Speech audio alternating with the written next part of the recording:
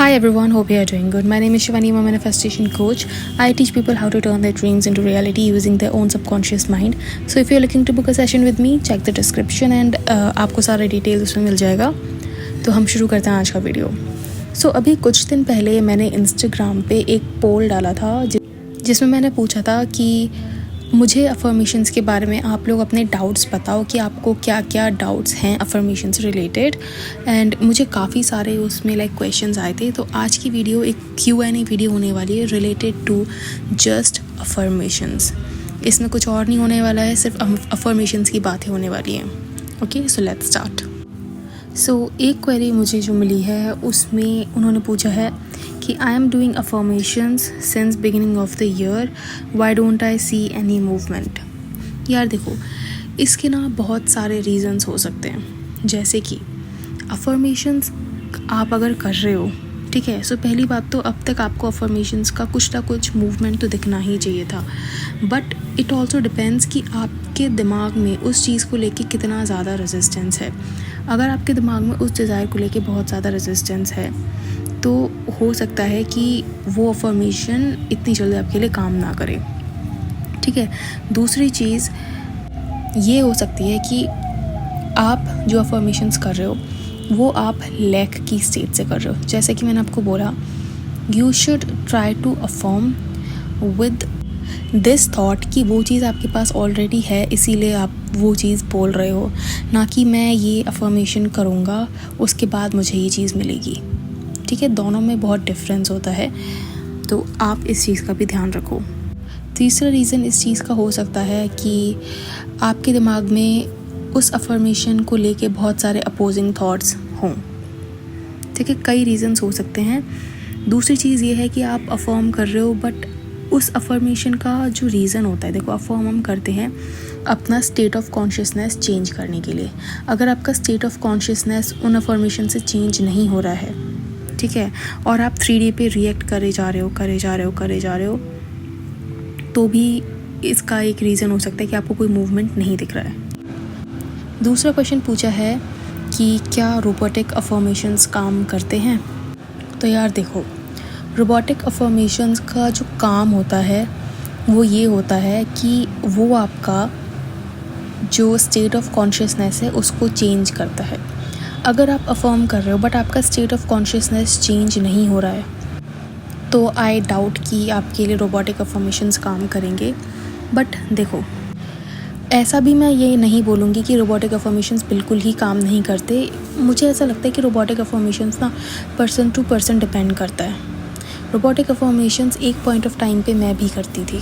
ठीक है, मैं एक अफर्मेशन मैंने पकड़ लिया था, मैं उसको रिपीटेडली अफर्म करती थी.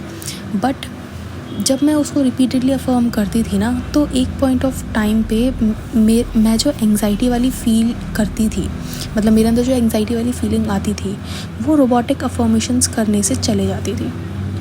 ठीक है, तो अगर आप रोबोटिकली अफर्म कर रहे हो बट आपकी एंग्जाइटी, आपका स्टेट ऑफ कॉन्शियसनेस चेंज नहीं हो रहा है, तो यार देखो, मुझे नहीं लगता कि रोबोटिक अफर्मेशंस काम करता है. क्योंकि robotic affirmations I think state of consciousness change करने में ही यूज़ होता है. और मैं ऐसा भी नहीं बोलूँगी कि वो बिल्कुल ही काम नहीं करता है. It depends from person to person. किसी के लिए वो काम करता है, किसी के लिए वो काम नहीं करता है. सो आपको ये देखना होगा कि बेसिकली आपको टेस्ट करना होगा कि क्या ये मेरे लिए काम कर रहा है या नहीं कर रहा है. अच्छा, अब दूसरा क्वेश्चन है कि how to manifest multiple desire using affirmations and till when should I affirm. देखो, क्या होता है कि अफर्मेशंस जो होते हैं ना, वो अफर्मेशंस आपको तब तक करने होते हैं जब तक आपको 3D में वो चीज़ मिल ना जाए. ठीक है, एंड मेरी तो लाइफ में कुछ चीज़ें ऐसी हैं जिनके लिए मैं आज तक अफर्म करती हूँ. वो चीज़ मुझे मिल चुकी हैं, फिर भी मैं उन चीज़ को अफर्म करती हूँ. जैसे कि मेरी शादी हो गई, ठीक है, मैं अपनी शादी के लिए आज भी अफर्म करती हूँ कि me and my husband are happily and blissfully married. मैं आज भी उस चीज़ के लिए अफर्म करती हूँ क्योंकि वो चीज़ करने से मेरे दिमाग को एक सिग्नल मिलता है कि हाँ, हमारी लाइफ में सब कुछ अच्छा है. तो अफर्मेशंस तो ऐसी चीज़ है जो आप करते रहो करते रहो करते रहो, कोई बुराई नहीं, बिकॉज आप नेगेटिव थोड़ी बोल रहे हो, आप अफर्म ही तो कर रहे हो, आप पॉजिटिव ही तो अफर्म कर रहे हो। आपको पता है कि in the end your desires have no choice but to manifest. तो अफर्मेशंस आप करते रहो करते रहो करते रहो, but also keep in mind कि आप अपना स्टेट ऑफ कॉन्शियसनेस भी चेंज कर रहे हो साथ पे।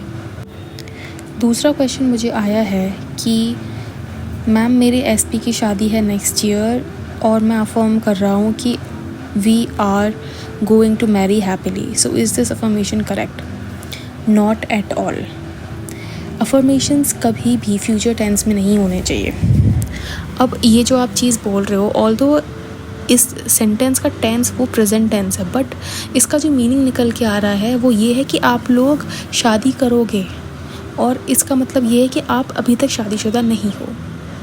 तो this is not a correct affirmation. Affirmation should be always either in past tense और प्रेजेंट टेंस, अगर उनका मतलब ये है कि वो चीज़ आपके पास ऑलरेडी है, ठीक है, या फिर उनका मतलब होना चाहिए कि वो चीज़ ऑलरेडी हो चुकी है। ओके, नेक्स्ट क्वेश्चन है how to persist when you don't see any change in 3D and for how long. इसका सिंपल सा एक ही आंसर है, जस्ट कीप परसिस्टिंग। अगर आपको अपनी 3D में कुछ नहीं दिख रहा है, why do you need to first of all see anything in your 3D? When 3D is something that does not define your future, your inner world is something that defines your future, so why do you need to see कि आपको 3D में कुछ दिख रहा है या नहीं?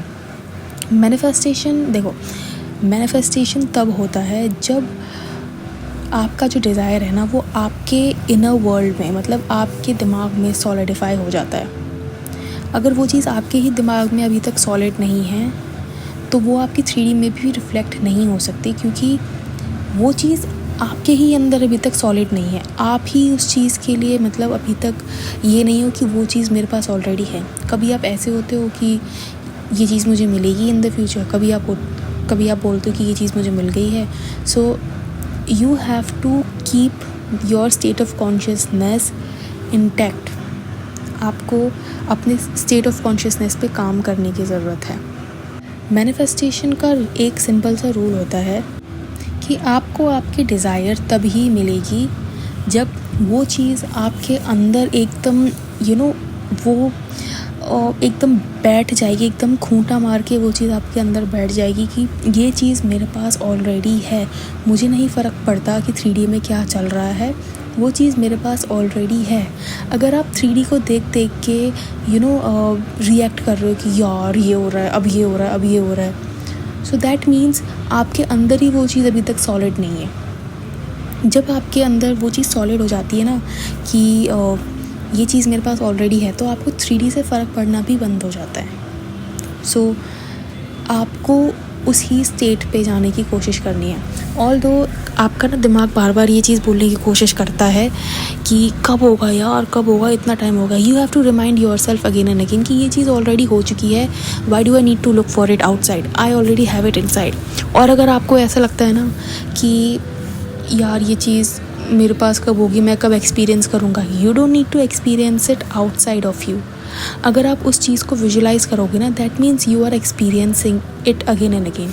अब जैसे कि मैं आपको अपना एग्जांपल देती हूँ, when I was manifesting my marriage, so जब मैंने अपना सीन विजुलाइज़ करना स्टार्ट किया था, उसके 2-3 महीने बाद मुझे मुझे पता लग गया था कि मेरा जो सीन है वो मेरे सबकॉन्शियस माइंड ने कैच कर लिया है।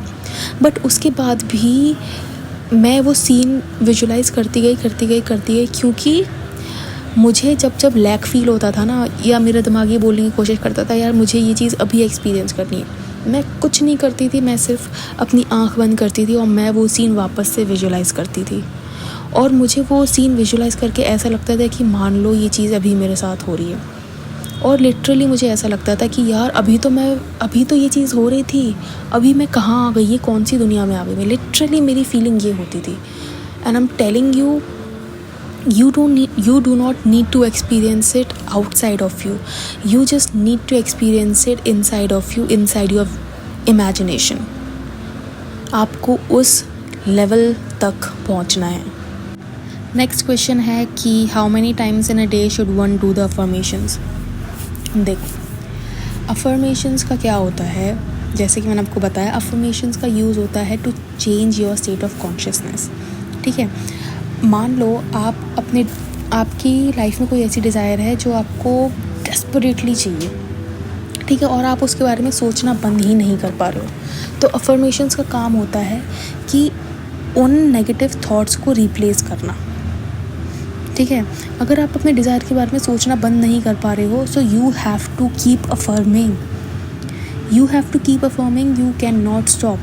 अगर आप अपने डिज़ायर के बारे में 24 घंटे सोचते हो तो you have to change those thoughts from ये चीज़ कब होगी टू ये चीज़ ऑलरेडी हो चुकी है।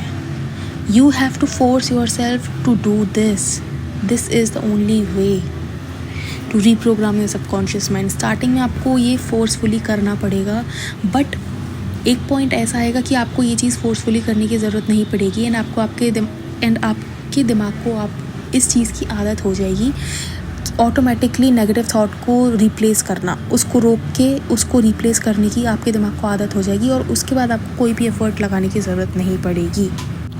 Next question is can we record affirmations in our own voice and listen but it sounds a little bit different. देखो you can very well record your own affirmations and listen to your own voice. It's as effective as any other subliminal. ठीक है, but क्या होता है कि कुछ लोगों को ना अपनी आवाज़ खुद की पसंद नहीं होती है, तो जब वो अपनी आवाज़ सुनते हैं ना तो उनको एक रेजिस्टेंस सा फील होता है। तो उस केस में आप किसी और की आवाज़ में रिकॉर्ड करवा सकते हो। ठीक है, जैसे कि आपकी मम्मी की आवाज़ में, आपकी सिस्टर की आवाज़ में, या फिर आपकी कोई फ्रेंड हो जिसको मैनिफेस्टेशन के बारे में पता हो, उससे करा सकते हो आप। ठीक है, बट अगर आपके पास ऐसा कोई भी इंसान नहीं है, so I also provide recorded affirmations and subliminals. So आप चाहो तो आप मुझसे भी करा सकते हो, I also provide those. Next question is when I affirm which state is correct, it's already happened और it is happening. The state that is correct is it has already happened. Your subconscious mind manifests what you think is already present with you.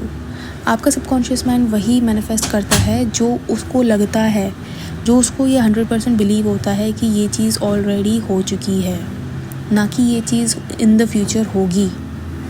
ठीक है, so this was the simple answer.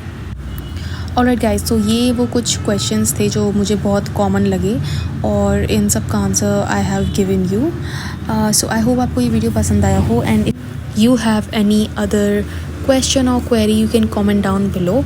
And अगर मुझे लगेगा कि मुझे एक और video बनाना चाहिए और अगर बहुत सारे क्वेश्चंस कॉमन हो रहे हैं, so I will make another video.